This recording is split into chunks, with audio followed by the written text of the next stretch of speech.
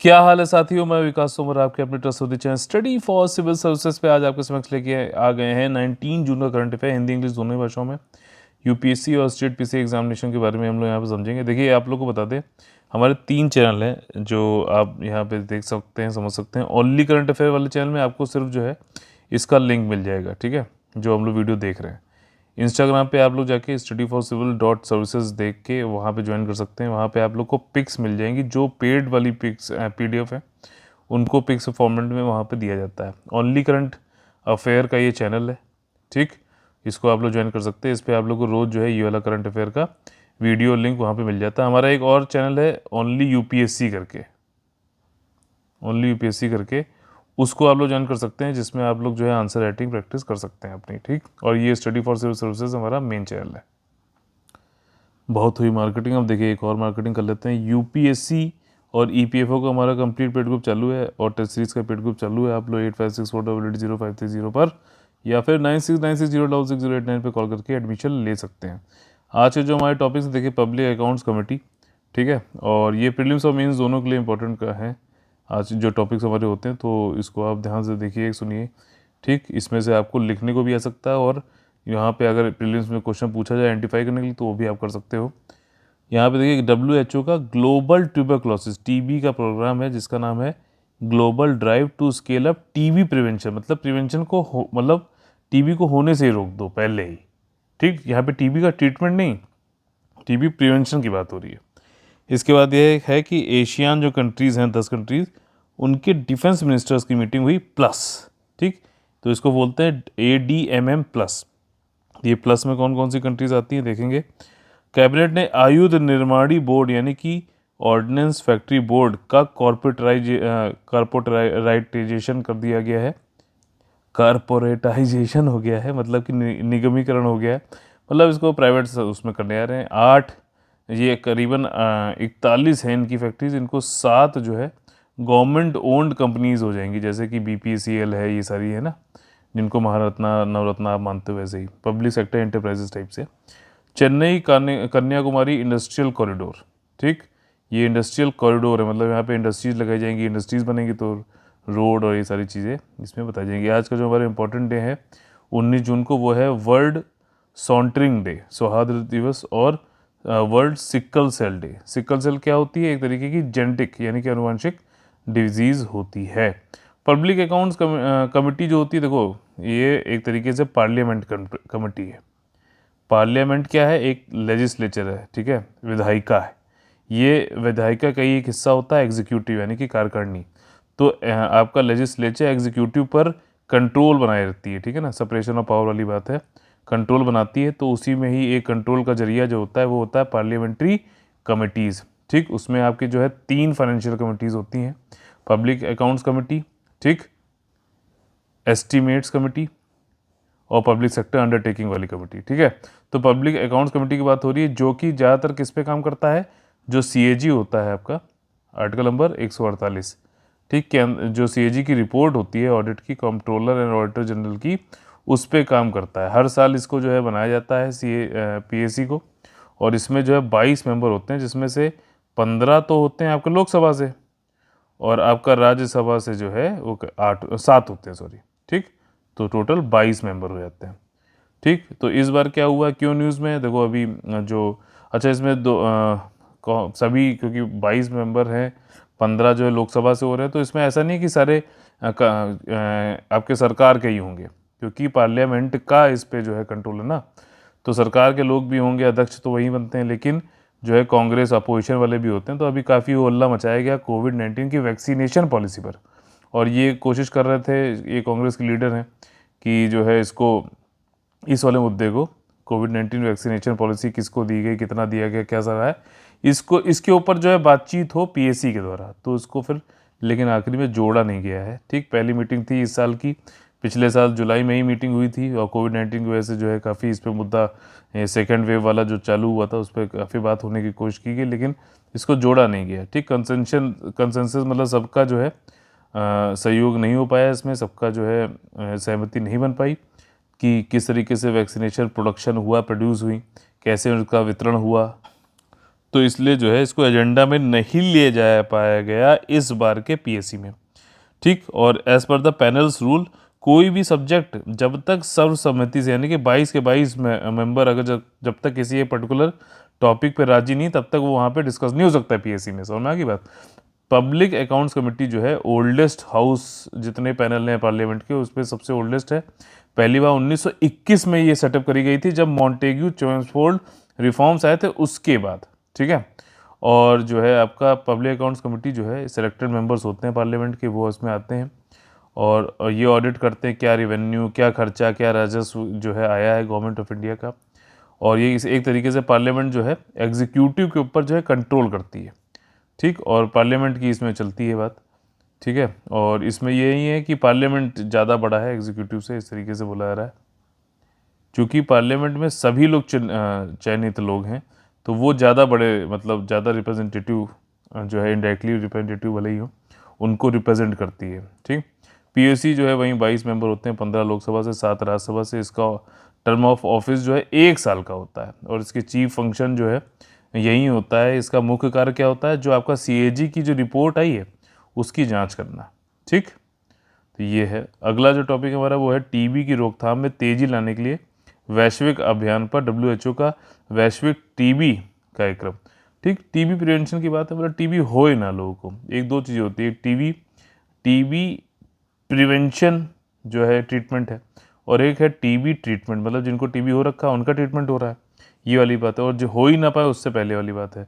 तो हर्षवर्धन जी जो है अभी ये ग्लोबल इसी वाले इसमें global drive to scale up TB prevention में जो डब्ल्यूएचओ के द्वारा किया था उसमें वर्चुअल ऑनलाइन जो इन्होंने पार्टिसिपेट किया हर्षवर्धन जी ने। और देखिए इसमें और भी बहुत लोग थे, डायरेक्टर जनरल भी थे डब्ल्यूएचओ के और ये कई सारे लोग थे डब्ल्यूएचओ के। उसके अलावा कंट्रीज़ भी थी, इंडिया, ब्राज़ील, पाकिस्तान भी था, इंडोनेशिया।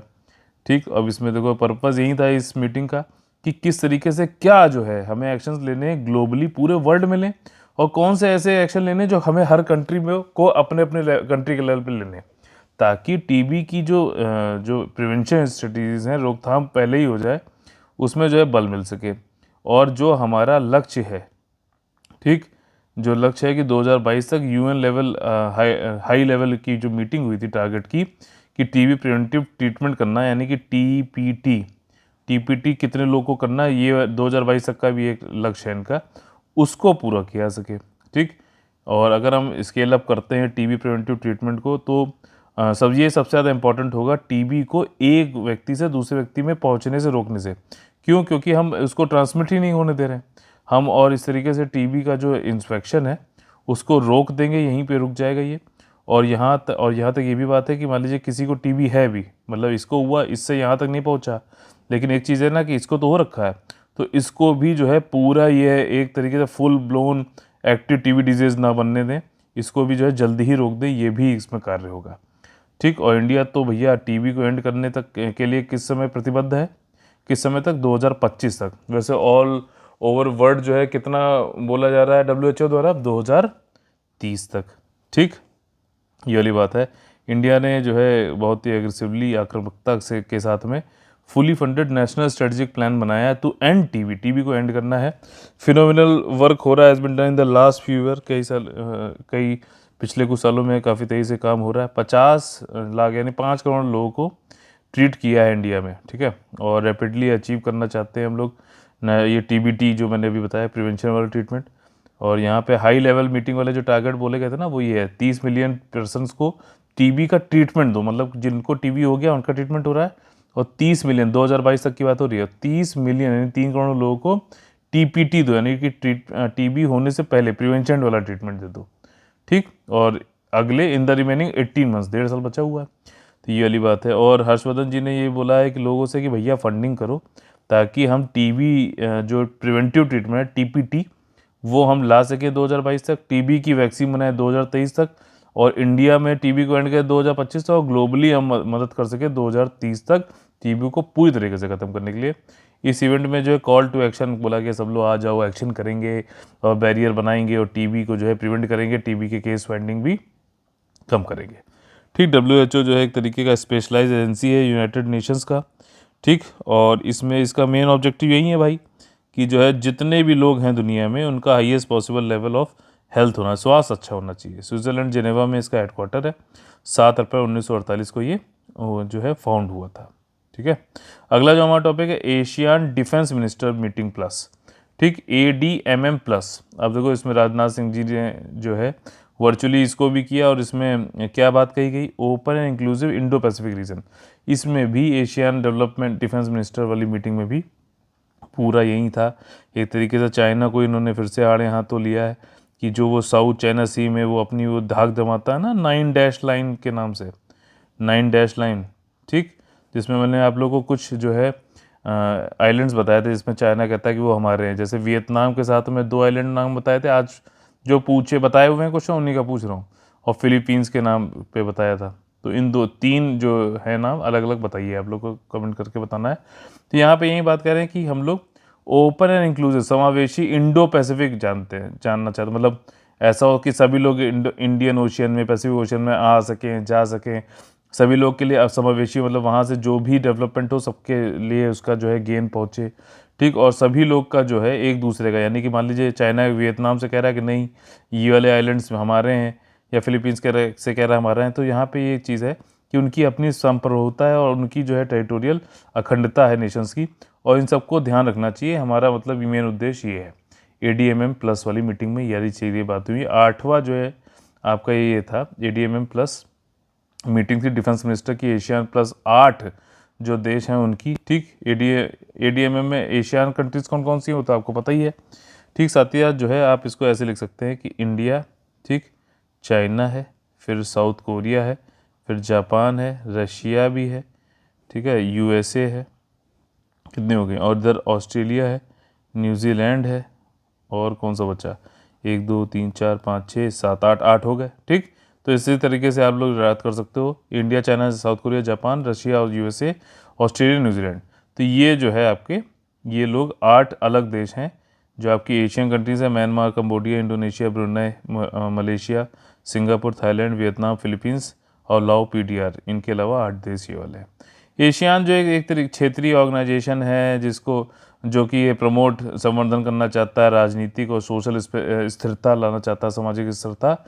जो भी एशिया पैसिफिक में पोस्ट कॉलोनियल स्टेट्स हैं, मतलब जब ये आपका उपनिवेशवाद ख़त्म हुआ, कॉलोनियल पीरियड ख़त्म हुआ, तो उसके बाद कई सारे जो एशियन कंट्रीज थे उसमें टेंशन कुछ होने लग गई थी ज़्यादा, आर्थिक रूप से, सामाजिक रूप से। तो उन सबसे निपटने के लिए ये वाला जो है संगठन बनाया गया था, एशियान। ठीक, और एशियान जो है ADMM जो है मिलिट्री डिफेंस वाली जो मीटिंग है, इसका प्रिंसिपल वही है, ओपन एंड आउटवर्ड लुकिंग होना चाहिए। तो इसीलिए इसमें 5 मतलब ये प्लस बनाया गया, ADMM प्लस 8 और कंट्रीज जोड़ ली गई। ठीक, इसमें 5 एरियाओं पे जो है मैक्सिमम ध्यान दिया जाता है। एक तो है आपका समुद्री सुरक्षा यानी कि मैरीटाइम सिक्योरिटी, काउंटर टेररिज्म समझिए आप, humanitarian assistance and disaster relief, कहीं पे एक वॉल्केनो फट गया, भूकंप आ गया तो हम एक दूसरे की मदद करेंगे। पीस कीपिंग ऑपरेशंस जैसे कि इंडिया ने श्रीलंका में भेजी थी, ठीक है। और आपका जो मिलिट्री मेडिसिन श्रीलंका ने कब भेजी थी, 1987 में, ठीक। और मिलिट्री मेडिसिन मतलब आपका जो ये है सैन्य चिकित्सा, एक नया प्रायोरिटी जोड़ दी गई 2013 में जिसका नाम था ह्यूमैनिटेरियन माइन एक्शन, जो खदानों में कार्रवाई होती है, मानवीय खदान, ठीक। और इंडिया का पॉइंट क्या है मीटिंग में कि राजनाथ सिंह जी ने क्या चीज़ पे ध्यान दिया कि उन्होंने कहा कि यार कि जो है शांतिपूर्ण समाधान और अंतर्राष्ट्रीय नियमों का और कानूनों का पालन करने पर भी जोर दिया, ठीक। जो भी विवाद है उनको शांतिपूर्ण तरीके से निपटाओ, मतलब वहीं जो आइलैंड्स की बात हुई।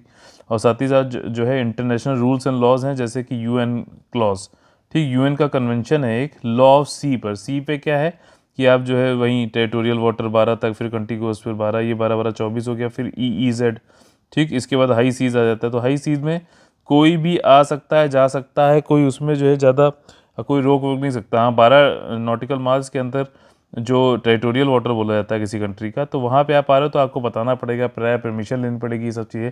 लेकिन हाई सीज पे अगर आप चल रहे हो, ठीक, 200 नॉटिकल माइल्स के जो बाद आता है, तो आपको किसी से पूछना जांचना ये सब नहीं है, ठीक। फ्रीली घूम सकते हो, ओपन जो है वो रहता है। तो इन्हीं से सबसे संबंधित जो है ये अनक्लॉज बनाया गया है कन्वेंशन, जिसमें लॉ ऑफ सी का बताया गया। तो यहाँ पे इंटरनेशनल रूल्स एंड लॉज की बात करिए कि इसको फॉलो किया जाए। फ्रीडम ऑफ नेविगेशन होना चाहिए, ओवर फ्लाइट मतलब अब ऐसा भी है कि आप चाहे समुद्री जो है किसी नाव से जा रहे हो या फिर एरोप्लेन से आप जो है उसकी निगरानी कर रहे हो, तो आप कोई भी जा सकता है अगर वो फॉलो कर रहा है अनक्लॉज का, यानी UN convention on law of sea follow कर रहा है, तो उसको जाने दो यार। ये जो अध्ययन कर रहा है उसको करने दो, क्यों आप उसको रोक रहे हो? तो अगर मान लीजिए कोई डिस्प्यूट भी हो रहा है किसी जगह पे, तब भी राजनाथ सिंह जी, क्योंकि हम लोग शांति प्रिय देश हैं, पीसफुल रेजोल्यूशन होना चाहिए डिस्प्यूट्स का, और डायलॉग के थ्रू होना चाहिए, और इंटरनेशनल रूल्स एंड लॉज को फॉलो करना चाहिए। डिस्प्यूट के समय पे भी जो अनक्लॉज में बोला गया है डिस्प्यूट कैसे सॉल्व किया जाए, वैसे ही करो, ये चीज़ है। समुद्री की जो सुरक्षा है उसके चैलेंजेस काफ़ी ज़्यादा हैं इंडिया के लिए। जो सी लेन ऑफ कम्युनिकेशन की बात कही गई है, जैसे वही ये स्टेट ऑफ मलक्का से होते हुए साउथ चाइना सी से हम निकलेंगे, तो ये सब जो जगह एक सी लेन्स बनी हुई हैं, जैसे रोड लेन होती है ना, जैसे आपकी ट्रेन की रेलवे की लेन होती है, वैसे पानी में भी सी लेन्स बनी हुई हैं, तो उस पर जो है आप जाओ, क्रिटिकल होनी, और ये बहुत ज़्यादा क्रिटिकल है सी लेन्स ऑफ कम्युनिकेशन, कि वहाँ शांति रहे, स्थिरता रहे, प्रॉस्पेरिटी रहे, ठीक, समृद्धि रहे और विकास रहे इंडो पैसिफिक रीजन में। ये सब कोई ये नहीं कह सकता ये सी लेन पे हमारा कब्जा है या फिर हमारा है। इंडिया की जो एक्ट ईस्ट पॉलिसी है 2014 में जो आई थी, उसके की एलिमेंट यही है कि नीति हमारा यही एम करती है यहाँ पर कि इकोनॉमिक कॉपरेशन होना चाहिए, आर्थिक जो है सहयोग होना चाहिए, कल्चरल टाइज होने चाहिए, एक दूसरे सांस्कृतिक जो है हमारे एक दूसरे रिश्ते होने चाहिए, डेवलप करना चाहिए, सामरिक महत्व यानी कि रणनीतिक महत्व भी होने चाहिए, स्ट्रेटजिक रिलेशनशिप भी होनी चाहिए इंडो पैसिफिक में, जिसमें कि हमने बनाया भी है भाई क्वाड, ठीक है ना। क्वाड में कौन कौन सी कंट्रीज हैं आज तो बता दो मेरे भाई, ठीक। और कंटिन्यूअस एंगेजमेंट करना है, बायलैटरल, रीजनल और मल्टीलेटरल, सबसे बातचीत करते रहो, मिलिट्री एक्सरसाइज करते रहो, ताकि इंटर ऑपरेबिलिटी आपकी बढ़े, एक मिलिट्री की दूसरी मिलिट्री के साथ में काम करना पड़े। ज़्यादातर ये वैसे दिखाया जाता है ह्यूमैनिटेरियन एंड डिजास्टर रिलीफ वाले केस में, HADR, ठीक। और साइबर थ्रेट से कैसे निपटना है इसकी बात करी कि भाई इतना बड़ा डिजिटल इंडिया चल रहा है, पूरी दुनिया में डिजिटलाइजेशन चल रहा है, कोरोना के टाइम पे और ज़्यादा डिजिटलाइजेशन हो गया है, तो यहाँ पे जो है राजनाथ सिंह जी ने काफ़ी अच्छा मुद्दा उठाया कि हमें साइबर थ्रेट से रोकना है, उससे बचना है। किन चीज़ों पे? डेमोक्रेटिक लोकतांत्रिक वैल्यूज़ पे। अभी देखा गया ज़्यादातर बोलते हैं चाइना ने हैक कर लिया, नॉर्थ कोरिया ने हैक कर दिया, वही सब चीज़ें हैं। तो यहाँ पे जो है साइबर थ्रेट से निपटना भी है और डेमोक्रेटिक वैल्यूज़ को बढ़ाना है, शासन की जो स्ट्रक्चर को बढ़ाना है, ओपन और इंक्लूसिव होना चाहिए, सिक्योर होना चाहिए, स्टेबल होना चाहिए, ठीक। और हमारा फ्यूचर साइबर स्पेस भी बढ़िया होना चाहिए। इसके अलावा HADR की जो बात करी मैंने, humanitarian assistance and disaster relief की बात करी, इसमें इंडिया ने भैया बहुत बहुत कार्य किया। कई सारे तो ऐसे ऑपरेशन चलाए हैं कि जो है जिसमें पाकिस्तान की तक की मदद कर दी हम लोग, मानवीय उस पर, ठीक है ना। तो ये USA की मदद करी, बड़े बड़े लोग की मदद करी, कभी किसी को कहीं से निकालना है इन सब में। और इसी में फाउंडिंग मेंबर भी है इंडिया किसका, heads of Asian coast guard agencies meeting, जिसमें कि हमारी कैपेसिटी क्षमता को बढ़ाया गया है, कोलैबोरेशन करके हम लोगों ने किया है मैरीटाइम सी एंड रेस्क्यू के साथ में, ठीक।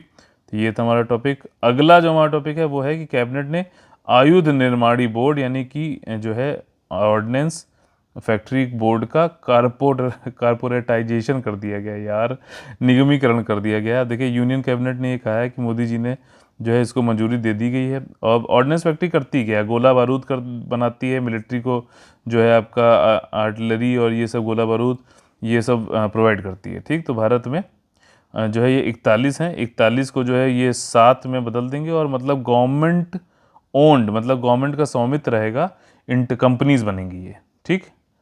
तो ये सेमी एक तरीके से प्राइवेट कंपनी आप समझ सकते हो इनको। और इसमें यही है कि क्या होगा भाई कि अभी काफ़ी जो क्वालिटी में काफ़ी दिक्कत आती है, टाइम बहुत लेते हैं, ठीक है ना, और कॉस्ट भी बहुत ज़्यादा होती है। तो ये सारी चीज़ें, तो अब जब ये कॉरपोरेटाइजेशन हो जाएगा तो उसके बाद एफिशिएंसी, कम्पिटिटिवनेस, क्योंकि हम डोमेस्टिक भी और एक्सपोर्ट भी कर सकेंगे, ये भी अच्छी बात है, हम पैसा कमाएंगे भी। और लॉन्ग अवेटेड रिफॉर्म था कंट्री के डिफेंस मैन्युफैक्चरिंग सेक्टर में। यहाँ पे काफ़ी अच्छी चीज़ उन्होंने बातें करी हैं। 41 फैक्ट्री को 7 गवर्नमेंट ओन्ड कॉर्पोरेट एंटिटीज़ बना देंगे। एमनीशन और एक्सप्लोजिव जो है वो बनाए जाएंगे, व्हीकल ग्रुप बनाए जाएंगे, टैंक्स, ट्रॉल्स, ठीक है ना, ये सब जो होते हैं ना, टैंक वैंक बनाएंगे हम लोग। और कई सारे जो गन्स होती हैं सिक्योरिटी फोर्सेस के लिए, उसको बनाया जाएगा। उनकी यूनिफॉर्म और गियर्स और जो होते हैं ना, जो लोग पहनावा करते हैं, उसको भी ध्यान दिया जाएगा। और इसके अलावा जो है एंसिलरी जो है आपका open electronic group and parachute group, ये सब भी बनाया जाएगा। नीड यही है कि 3 मेजर इशू हैं, क्वालिटी, कॉस्ट बहुत ज़्यादा है, और टाइमलाइन मतलब डिले बहुत होता था, ठीक। और इसमें देखिए 41 फैक्ट्रीज़ को जोड़ दिया गया है, और ये पैकेज बनाएंगे to make India self reliant, मतलब इंडिया को डिफेंस हार्डवेयर प्रोडक्शन में आत्मनिर्भर बनाना है, ठीक। बोर्ड का ये है कि 7 एंटिटीज़ हो जाएंगी, जिसमें आपको जो है कारतूस मिलेगा, एक्सप्लोजिव मिलेंगे, व्हीकल्स मिलेंगे, ठीक, ऑटो इलेक्ट्रॉनिक्स मिलेंगे, गियर, पैराशूट, सहायक उत्पाद, ये सब कुछ मिलेगा। नीड वही है कि भैया जो है एम्यूनिशन कभी कभी बेकार दे दी जाती हैं, फॉल्टी दे दी जाती हैं, फुस पटाखा दे देंगे, ठीक है ना। और उसके बाद जो है पब्लिक फाइनेंस का इसमें क्या खर्चा नहीं होता है। और कई सारे एक्सीडेंट भी हुए हैं, 27 सोल्जर पिछले 6 सालों में 403 एक्सीडेंट हुए हैं, 27 सैनिकों की मौत भी हो गई है, सरकारी खजाने से 960 करोड़ रुपए का नुकसान भी हुआ है। साफ बात है, इसमें क्वालिटी की जो है काफ़ी कमी देखी गई। बेनिफिट यही है कि रीस्ट्रक्चरिंग करेंगे तो हमारे प्रॉफिटेबल भी हो जाएंगे, कॉस्ट एफिशिएंसी और ये सारी चीज़ें, अकाउंटेबिलिटी, जवाबदेही भी बढ़ेगी, ठीक। और डेवलपमेंट अगर होगा तो हम डिफेंस मैन्युफैक्चरिंग में आत्मनिर्भर बनेंगे और हम एक्सपोर्ट भी कर सकते हैं। प्रोफेशनली जो है बनाएंगे ये सब चीज़ों को तो डोमेस्टिकली भी लोग खरीदेंगे हमारे घर में, ठीक। मिलिट्री हमारी अपनी आर्मी और ये सब। न्यू स्ट्रक्चर जो है वो वेरिए जो भी कई सारी कमियां हैं आपका जो है ऑर्डिनेंस फैक्ट्री बोर्ड में, उसको ख़त्म करेगी, एलिमिनेट करेगी, ठीक। दक्षतापूर्ण तरीके से काम करेगी और इंसेंटिवाइज करेगी कि लोगों में प्रतिस्पर्धा आए। अब 7 हो गए, 7 के साथ अगर compete करेंगे तो ग्राहकों को और उपभोक्ताओं को अच्छा है ना, ठीक। और तो अब ग्राहक उपभोक्ता जैसे सरकार भी हो सकता है, जैसे इंडियन फोर्स और ये आर्मी, और इनकी जो ऑटोनॉमी जो है, इनकी स्वतंत्रता भी बढ़ाई जाएगी। What will be the service condition of the employ, employees का सर्विस कंडीशन क्या है। Government had ensured that service condition जो भी होंगे, अब क्योंकि ये कॉर्पोरेटाइजेशन हो रहा है, इसका निगमीकरण हो रहा है, तो जो एम्प्लॉयज़ इसमें काम कर रहे हैं उनको लगता है कि यार हमको अब निकाल दिया जाएगा या फिर हमारी सर्विस कंडीशन चेंज कर दी जाएंगी, हमसे बहुत ज़्यादा काम कराया जाएगा, जैसे कि प्राइवेट में होता है, कोई छुट्टी नहीं दी जाएगी, 7 दिन काम कराया जाता है, ठीक है ना, कभी भी जो है कोई छुट्टी नहीं होती है, बहुत कम पैसे दिए जाते हैं। तो ये सारी चीज़ें ना हो, तो यहाँ पे जो है गवर्नमेंट ने आश्वासन दिया है, चिंता ना करिए, जो आपकी सर्विस कंडीशन थी जिस भी आप उसमें ग्रुप में थे ABC में, वैसे ही रहेगा। कम से कम 2 साल तक तो कोई भी चेंज इसमें नहीं किया जाएगा। ऑर्डिनेंस फैक्ट्री बोर्ड जो है आर्म्स मैन्युफैक्चर करती है, कोलकाता में इसका हेडक्वार्टर है, 1712 में बना था, ये मिलिट्री और डिफेंस के अंतर्गत आता है। अभी इसके जो है ये चीज़ है, ठीक। अगला जो हमारा टॉपिक है वो है चेन्नई कन्याकुमारी इंडस्ट्रियल कॉरिडोर। अब यहाँ पे क्या हुआ है कि जो आपका एशियन डेवलपमेंट बैंक है और गवर्नमेंट ऑफ इंडिया ने इनसे लोन लिया है ADB से, 484 मिलियन डॉलर का लोन लिया है, जिससे कि जो चेन्नई से कन्याकुमारी के बीच में इंडस्ट्रियल कॉरिडोर बनाया गया है तमिलनाडु स्टेट में, वहाँ पे उसकी जो है कनेक्टिविटी, मतलब इसको जो है हर जगह जोड़ा जाए, चाहे रोड से जोड़ो, चाहे इनलैंड वाटरवे से जोड़ो, जैसे भी है, एयरवेज से जोड़ो, ठीक है ना। आपका मैरीटाइम क्योंकि चेन्नई है तो वहाँ से तो भाई आपका समुद्र के रास्ते भी जा सकते हो ना, तो पोर्ट का डेवलपमेंट भी करना पड़ेगा। तो ट्रांसपोर्ट कनेक्टिविटी हो गया और इंडस्ट्रियल डेवलपमेंट, इन सब के लिए जो है आपका ये लोन लिया गया है। अब जो ये CKIC है आपका चेन्नई कन्याकुमारी इंडस्ट्रियल कॉरिडोर, ये किसका हिस्सा है, ये इंडिया के ईस्ट कोस्ट इकोनॉमिक कॉरिडोर का हिस्सा है, ईस्ट कोस्ट इकोनॉमिक कॉरिडोर का हिस्सा भी। इसका डायग्राम से बताऊंगा इसे, जो कि स्ट्रेच होता है वेस्ट बंगाल से तमिलनाडु तक, और इसमें जो है साउथ ईस्ट एशिया इन सब से जा सकता है ना, एक्सपोर्ट हो सकता है यहाँ से आराम से। ADB जो है लीड पार्टनर है आपका ECEC में, मतलब कि आपका ईस्ट कोस्ट इकोनॉमिक कॉरिडोर में, मतलब आपका ये जो इंडिया है तो वेस्ट बंगाल से चेन्नई तक ये ईस्ट कोस्ट हो गया, ठीक है ना, पूर्वी तटीय क्षेत्र हो गया, और इकोनॉमिक कॉरिडोर है, मतलब इसमें इंडस्ट्रीज़ बनाई जाएंगी, रोड्स बनाई जाएंगी बेहतरीन तरीके की। इस प्रोजेक्ट के बारे में अगर समझे तो प्रोजेक्ट जो है ये बहुत ज़्यादा ज़रूरी है कि रोड कनेक्टिविटी लोग को देगा, ठीक। आपके साथ ही गेटवे, कंजम्पशन सेंटर होगा, प्रोडक्शन कॉस्ट, लॉजिस्टिक, ये सब बढ़ाए जाएंगे, और जॉब वॉब तो भाई हमेशा कहा ही जाता है, वो तो दिया जाएगा, बूस्ट कराया जाएगा, प्रतिस्पर्धा बढ़ाई जाएगी। प्रोजेक्ट का जो प्रायोरिटी है वो इंफ्रास्ट्रक्चर है कि इंफ्रास्ट्रक्चर को ज़्यादा ज़्यादा करना है लोगों तक। इंफ्रास्ट्रक्चर रहेगा तभी तो लोग, बिजली के खंभे रहेंगे तभी तो लोग आके इंडस्ट्री लगाएंगे यार, ठीक। बिजली की श्योरिटी रहेगी, सारी चीज़ें, उनको अपना मार्केट तक पहुँचने की रोड्स होंगी तभी तो लोग आएंगे। तो कॉरिडोर डेवलपमेंट किया जा रहा है, और जब ये सब चीज़ें होंगी तो कंपनी आएंगी, जॉब देंगी, जॉब भी तो लगेगी फिर, ठीक। कम से कम कहा तो जा ही सकता है। ADB supported CKIC comprehensive development को, मतलब एशियन डेवलपमेंट बैंक ने इसको सपोर्ट किया है CKIC को, चेन्नई कन्याकुमारी इंडस्ट्रियल कॉरिडोर में। सबसे ऊपर जो ओवरऑल ऑब्जेक्टिव है वो यही है कि हम ट्रांसपोर्ट लोगों को प्रोवाइड करें, एनर्जी ऊर्जा दें, इंफ्रास्ट्रक्चर, वहीं एनर्जी क्या हो गया आपका पावर, बिजली, ठीक है, अर्बन इंफ्रास्ट्रक्चर को सही करें, एक समग्र विकास कर सकें इंडस्ट्रियल ग्रोथ सेंटर्स का, ठीक। और क्या बेनिफिट होगा, 590 किलोमीटर का जो स्टेट हाईवे है CKIC के इन्फ्लुएंस एरियाज़ में, जो कि जोड़ता है चेन्नई से कन्याकुमारी में। अब देखो तो 32 डिस्ट्रिक्ट है, तो उसमें 23 जो है कवर कर लेगा। कनेक्टिविटी बढ़ाएगा, इंटरलैंड पोर्ट, जैसे ही आपका ये तटीय क्षेत्र है, यहाँ पे चेन्नई है, तो ये चेन्नई जो है कई सारे एरिया से जो है यहाँ पे लोग अपने कमोडिटीज़ और ये सारी चीज़ें, गुड्स वुड्स जो है यहाँ पे आते होंगे। तो ये इसका हिंटरलैंड है, यहाँ से आते भी हैं, कहीं बाहर से जो चीज़ें इम्पोर्ट होके आ रही हैं वो यहाँ तक पहुँचती भी हैं इससे। तो इसको हिंटरलैंड बोला जाता है कि कहाँ तक ये पोर्ट और जो है अपना कवर कर पा रहा है। इंडियन मैन्युफैक्चरिंग जो है आपका ग्लोबल प्रोडक्शन के नेटवर्क में ही पहुंच सकता है। हो सकता है कुछ चीज़ें ऐसी बना दी जाएं जो चेन्नई में जो रहते हुए मान लीजिए बनी USA में, फिर वहाँ से कुछ चीज़ें यहाँ बन रही हैं, यहाँ से उठाई यहाँ पे, फिर चाइना चला गया या फिर कहीं और चला गया। जॉब भी बनेगी, देखिए ये लिखा हुआ है। ठीक। और स्ट्रेटजी 2030 तक देखा जाए तो ADB जो है कॉर्पोरेट स्ट्रेटजी अपना रही है ताकि रोड सेफ्टी एलिमेंट और 7 ईयर कॉन्ट्रैक्ट में ये देता है, लो मेंटेनेंस रोड प्रोजेक्ट पे पैसा देता है। ठीक। क्लाइमेट चेंज, जलवायु परिवर्तन जो हो रहा है उसको कैसे हम अडाप्ट करें, अपने आप को अनुकूल बनाएं, वो सब भी इसमें बात ADB करता है। ठीक। ब्रिजेस कैसे बनाने हैं, कलवर्ट्स कैसे बनाने हैं।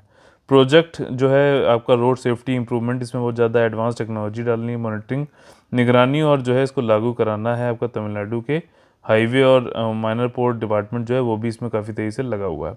देखिए भारत में ये 11 तरीके के इंडस्ट्रियल कॉरिडोर हैं। एक तो आपका न्यू दिल्ली मुंबई, ठीक। दूसरा आपका हो गया आपका अमृतसर से कोलकाता। तीसरा हो गया चेन्नई से बेंगलोर। चौथा हो गया वाइजैक से चेन्नई। ठीक। पांचवा होगा ईस्ट कोस्ट इकोनॉमिक कॉरिडोर, ये पूरा ही हो गया। ठीक। उसके बाद जो है हैदराबाद नागपुर इंडस्ट्री, हैदराबाद से नागपुर। ठीक। फिर हैदराबाद से वारंगल, फिर हैदराबाद से जो है बेंगलुरु। ठीक है। फिर आपका बेंगलुरु से मुंबई। फिर आपका जो है extension of CBIC to Kochi through Coimbatore, ये रहा। ठीक। दिल्ली नागपुर, ये। तो ये जो है 11 इंडस्ट्रियल कॉरिडोर हैं, ध्यान रखना। Industrial development bank, Asian development bank sorry, ये 19 दिसंबर 1966 को बना था मनीला फिलीपींस में इसका जो है। अब मंडल योंग फिलीपींस पे इसका हेडक्वार्टर है। 19 दिसंबर 1966 को बना था ये। मेन काम इनका यही है कि समावेशी, रेजिलियंट और सस्टेनेबल एशिया और पैसिफिक को बढ़ावा देना है। ठीक। आज का जो हमारा क्वेश्चन है वो आपका ओनली UPSC का देखिए चैनल अलग है। ओनली UPSC का चैनल अगर आप लोग को ज्वाइन करना है तो आप लोग टेलीग्राम पे जाके ओनली UPSC चैनल लिखोगे तो आप लोग को मिल जाएगा। उस चैनल को ज्वाइन करके डिस्कशन ग्रुप ज्वाइन कर लो, वहाँ पे आंसर पोस्ट कर सकते हो आप। ठीक। और देखिए इसमें ये है daily UPSC GS answer writing free practice है। और 18 जून का आज जो क्वेश्चन है वो है कि पार्लियामेंट्री कमिटीज़ क्या हैं। ठीक। संसदीय समितियाँ क्या हैं, एक्सप्लेन करना आपको। एग्जाम्पल देखिए, फाइनेंशियल पार्लियामेंट्री कमिटीज़ है, वित्तीय संसदीय समितियों के उदाहरण सहित समझाइए। देखिए जो मैं आप पढ़ा रहा हूँ वही क्वेश्चन पूछ रहा हूँ ताकि आप लोग कम से कम लिखो, स्टार्ट तो करो यार, तभी तो फिर एक दूसरे का एवेल्युएट करके आप समझ सको कि क्या गलती हो रही है। लिखना स्टार्ट करना जरूरी है। फिर लर्निंग वाइल डूइंग है, डूइंग करते रहो, लर्निंग करते रहो। वाइवा टेक से संबंधित कुछ स्टेटमेंट दिए गए, बताइए सही गलत। जो आपका वीवा टेक है वो अमेरिका में सबसे बड़े डिजिटल स्टार्टअप इवेंट में से एक है, तो ये गलत है। यूरोपियन यूनियन में है, ठीक है, यूरोपियन कंट्रीज़ में, तो पहला गलत, तो ये गलत, बी ऑप्शन हो जाएगा, लेकिन पढ़ लेते हैं। ये ऑर्गेनाइज किया गया आपका पब्लिसिस ग्रुप ए के द्वारा, जो कि एक एडवर्टाइजिंग मार्केटिंग कंपनी है। ठीक। विपणन और विज्ञापन करती है, फ्रेंच मीडिया हाउस है। इस इवेंट के जो टुगेदर स्टेक होल्डर्स हैं वो टेक इनोवेशन और स्टार्टअप इकोसिस्टम को बढ़ाना है, ये सारी चीज़ें हैं। ठीक। वाइवा टेक जो है आपका यूरोपियन कंट्रीज से है और ये अभी पेरिस में हुआ था। 2016 से पेरिस से में हो रहा है लगातार। मोदी जी ने वाइवा टेक में जो है अपना नोट वहाँ पे एड्रेस किया, वहाँ पे बताया कि इनोवेटर्स और इन्वेस्टर्स की क्या नीड है उनको समझना और जानना चाहिए।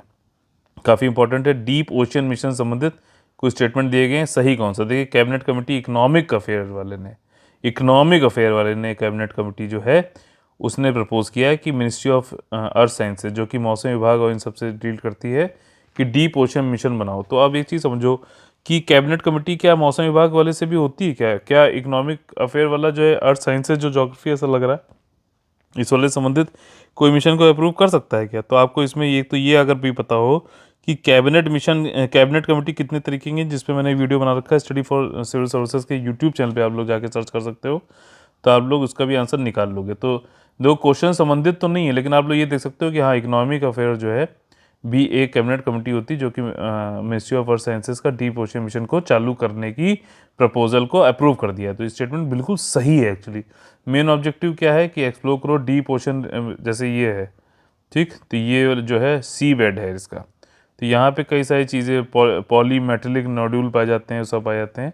तो ये डीप ओशन रिसोर्सेज हैं जिनको एक्सप्लोर करना, उसी के लिए मिशन है, ठीक। टेक्नोलॉजी ऐसे डेवलप करने हैं, सस्टेनेबल यूज़ करना है हमें ओशियन रिसोर्सेज का, मतलब सतत, ऐसा नहीं करना है कि आज रिसोर्स मिला आज ही सब खा डाला है, ऐसा नहीं करना है, आगे के लिए भी हो इतना करना है, ठीक। और इसमें एस्टिमेटेड कॉस्ट जो है 5 साल के लिए चला जाएगा। सारे स्टेटमेंट्स में सही हैं। और देखिए मिनिस्ट्री ऑफ अर्थ साइंसेज का है जो कि नोडल मिनिस्ट्री इसको वो करने के लिए। अब देखिए डीप ओशन मिशन जो है आपका, इसमें अंडर वाटर व्हीकल बनाए जाएंगे, रोबोट बनाए जाएंगे जो पानी के अंदर चल सकें, ठीक। इसमें पॉलीमेटलिक नोड्यूल होगा। पॉलीमेटलिक मतलब पॉली मतलब कई सारे, मेटलिक नोड्यूल है, मतलब जैसे आलू होता है उस शेप का होता है। तो इसमें कौन कौन से मेटल्स होते हैं, मैग्नीज सबसे ज़्यादा होता है, ठीक। फिर निकल, कॉपर, कोबाल्ट, याद रखो, मैं एम एन सी सी ऐसे करके याद कर लो, मैग्नीज, निकल, कॉपर, कोबाल्ट, ठीक है। और इसमें जो है आपका रिसोर्सेज काफ़ी ज़्यादा मात्रा में है, 38 करोड़ टन जो है ये आपको मिल जाएगा। और ज़्यादातर जो है ये आपका सी बेड पे ही मिलता है, देखो ध्यान रखना, नीचे पड़ा रहता है। डेवलपमेंट जो है ओशियन क्लाइमेट चेंज एडवाइजरी भी बनानी है, विकास करना है हमें। साथ ही जो टेक्निक है, टेक्नोलॉजी है, सस्टेनेबल यूटिलाइजेशन, जो समुद्र के बायो रिसोर्सेज, पेड़ पौधे, ये सारे जो हैं जैविक जो अनुसंधान है उनको जो है बचाना है, आपका सस्टेन करना है। Deep ocean survey and exploration कराना है, ओशन का जो है सर्वे हो सके, एक्सप्लोर हो सके, वो सारी चीज़ें। Energy from the ocean and offshore based desalination, energy हमें ओशियन से, समुद्रों से, ऑफशोर बेस्ड डीसैलिनेशन जो होता है उससे एनर्जी लेनी है। और क्रिल एक तरीके की फ़िश होती है फ्रॉम द सदर्न ओशियन, ये सब भी निकालना है। अच्छा देखिए, ये क्लाइमेट चेंज की बात करी गई थी, और वाटर से संबंधित जो है आपका, तो वो कौन सा सस्टेनेबल डेवलपमेंट गोल्स है जो ऑन वाटर या फिर ऑन लैंड ऐसे करके आपने पढ़े हुए हैं ना, 12, 13, 14, 15 पे कोई सा एक है, बताइए कौन सा है वो, ठीक। इसी के साथ में आज का हमारा सेशन खत्म होता है। अगर आप लोग अच्छा लगा तो प्लीज़ लाइक का बटन तोड़िए, शेयर और सब्सक्राइब करके और लोगों को जोड़िए हमारे इस मिशन में, जिसमें हम लोग यूपीएससी से संबंधित ज़्यादा से ज़्यादा लोगों को सिलेक्शन करना चाहते हैं। अगर आप लोग को हमारा जो है कंटेंट और गाइडेंस अच्छा लगता है तो यूपीएससी और ईपीएफओ के लिए जो है आप लोग कंप्लीट पेड ग्रुप या फिर सिर्फ टेस्ट सीरीज़ को ज्वाइन कर सकते हैं 8564880530 9690660608 पे कॉल करके। तो चलिए इसी तरीके कल मिलते हैं फिर आप लोग से सुबह 6 बजे। तब तक के लिए आप लोग खूब पढ़ाई करिए, सुरक्षित रहिए। जय हिंद, जय Bharat, all the very best है, वंदे मातरम।